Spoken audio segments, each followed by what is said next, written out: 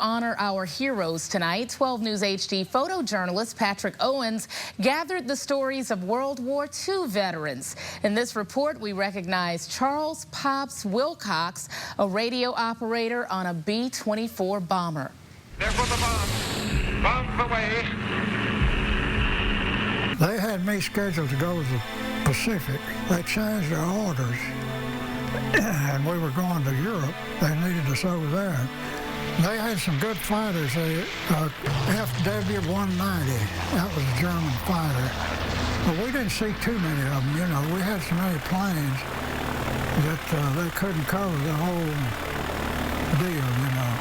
And they started developing them jet aircraft, and we never had no problem at all. I think we saw one just streaking over above us. They were real fast, you know. I made 2 missions over Berlin. They shot a lot of flak at us. And you ain't never seen so much flak. You could see it 40 miles before you got there. They had the whole sky black, you know. But we made it through without just a few holes in the aircraft, you know. After the war, I flew over Germany to see what damage had been done. And I mean, it was just tore up from one end to the other, you know, nothing but rubble. During the 24 missions Wilcox flew in during his time in Europe, it was not until the end that they started using fighter escorts. We take time to recognize some local World War II veterans as they share their stories with us. Yeah, some amazing stories. During World War II, German submarines were sinking nearly 50% of the ships heading to Europe. Raymond, or Ski, Zalewski, was on an aircraft carrier that hunted those subs. German subs were in the Gulf. They weren't afraid of nobody. You were sinking half 50% of the ship going across. They decided to use a carrier to get them German wolf packs out of there. The 4 destroyers and us, the carrier. What they called is a hunter-killer group.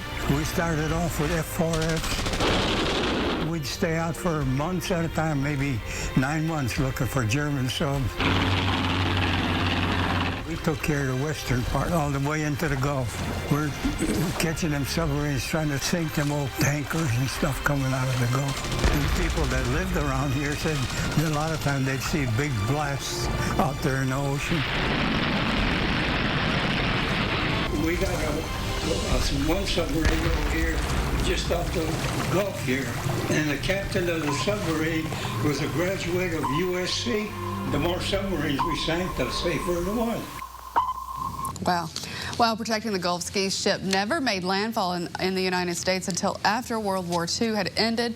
In fact, any German POWs that they caught, they dropped off in Brazil. As we honor our heroes, we take time to recognize some local World War II vets as they share their stories with us.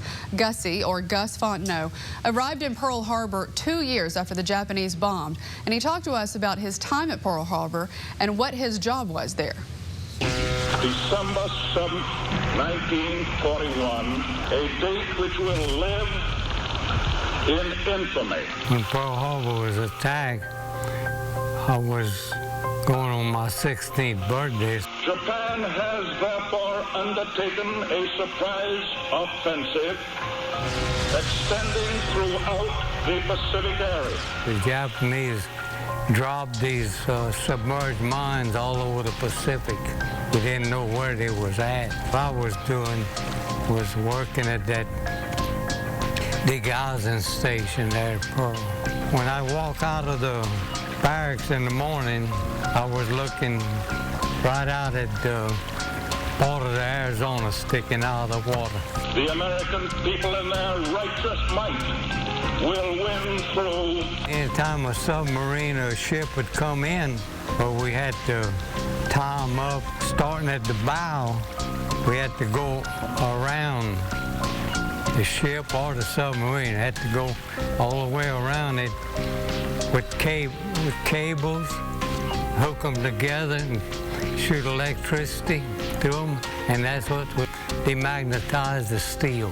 It made me feel like I was glad to be part of us trying to win the war. Wow. While stationed in Hawaii, Gus did a lot of fishing and even traded the fish he caught with the locals who were not allowed to fish.